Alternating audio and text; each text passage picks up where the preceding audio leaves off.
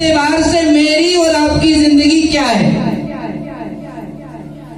ہماری تربیت یہ ہے کہ صبح سے اٹھ کر شام تک ہمیں بھی کام کرنا ہے اور اپنی اولاد کو بھی کام کرانا ہے۔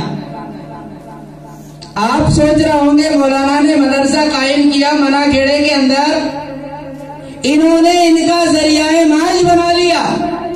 میں آپ کے منا کھیڑے کی کارگزاری سناتا ہوں۔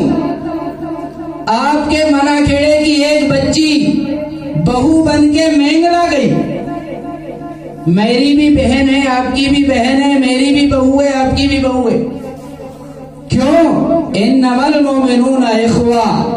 قرآن کیا کہتا ہے؟ تم سب ایک دوسرے میں بھائی بہن ہو۔ کسی موقع پر ان سے میرا رشتہ ظاہر ہوا ہماری بیوی کے ذریعے سے، تو دور دراز کے رشتے سے وہ میری سالی نکلی۔ یہ میں پرانے واقعات نہیں سنا رہا ہوں، آپ کو موجودہ سنا رہا ہوں۔ آپ سوچ رہا ہوں صاحب بہت دین پھیل گیا، اب کیا ضرورت ہے؟ ارے میاں دیے کے نیچے ہی اندھیرا ہے۔ میں نے ان سے پوچھا بہن آپ نے کیا پڑھا؟ جب آپ ہماری سالی ہیں تو اب ہمارا حق ہے کہ ہم آپ کی دینی اصلاح کریں، دینی اصلاح کریں، آپ کی تربیت کریں۔ آپ کو کلمہ آتا ہے؟ کہاں تک آپ نے پڑھا؟ کہا میں نے تو کچھ نہیں پڑھا، کچھ نہیں پڑھا۔ میں منا کھیڑے کی بچی کا تذکرہ کر رہا ہوں۔ منا کھیڑے والوں آپ کو برا لگے معاف کرنا، میں جب کٹائی کرتا ہوں تو رجکے کے ساتھ مولی اور گاجر اور سب کو کاٹتا ہوں، پھر میرے سامنے یہ نہیں ہے قطر بے عورت، بلائے یا نہ بلائے کوئی۔ اس بچی سے میں نے پوچھا، 3 بچوں کی ماں ہے میرے دوست،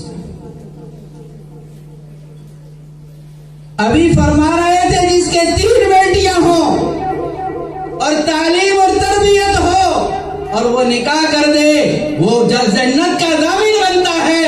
جس کے 1 بیٹی ہو جس کو غسل کے فرض نہ یاد ہو وہ 4 آدمی کو جہنم میں لے جائے گی۔ مدرسہ کھل گیا تو ہمارے منہ پھول گئے، مونچھیں تننے لگی۔ ارے خدا کے بندوں، جب 1987 یا 86 میں زمین ہلی،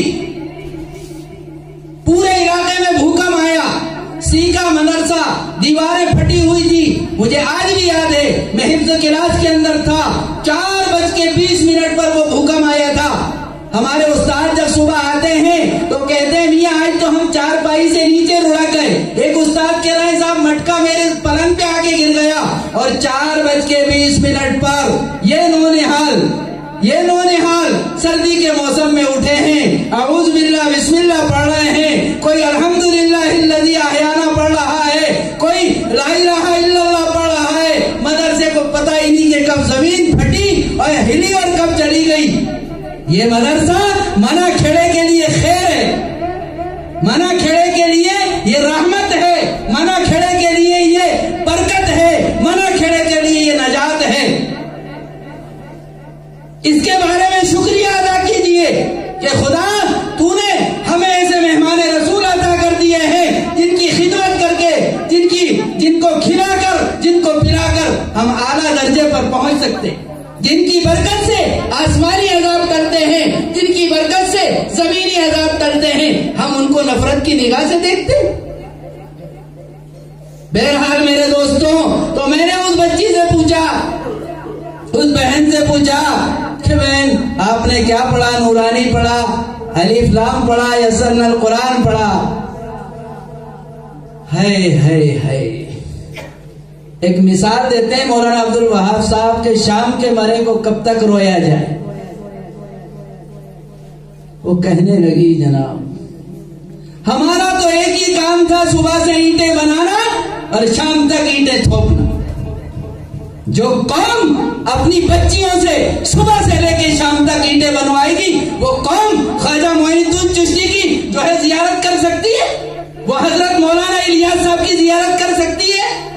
میرے دوستو، اگر ہم الیاس صاحب جیسا چاہتے ہیں تو ہمیں اپنی ترتیب بدلنا پڑے گی۔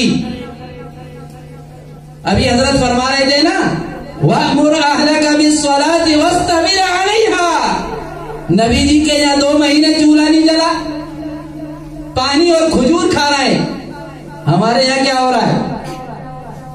ارے ایسا موقع ہے نبی جی کو جبریل امین آ رہے ہیں، جبریل امین آ رہے ہیں اور کہہ رہے ہیں نبی جی کیا کریں آپ مسجد میں جائیں نماز پڑھیں، اور صرف آپ کی نماز کا مسئلہ نہیں ہے کہ آپ پڑھ لیں، ہمارے یہاں کیا ہو رہا؟ گزشتہ جمعے کو میں نے کہا جو قوم عورتوں کی کمائی سے زندگی گزارے اس قوم کے یہاں برکت ہو سکتی ہے، ہرگز نہیں ہو سکتی۔ حضرت فاطمہ رضی اللہ تعالی عنہا 3 دن کے فاقے ہیں، آخری وقت ہے، اس کے بعد بھی علی سے کہہ رہی ہے اے علی دن میں مر جاؤں تو رات میں دفن کرنا، کیوں؟ مجھے زندہ کسی نے نہیں دیکھا۔ میرے غیور مسلمان بھائیوں، صبح سے لے کے شام تک جوان بیٹی کسی پارٹی میں ہوتی ہے، کسی غیر کے حوالے ہوتی ہے۔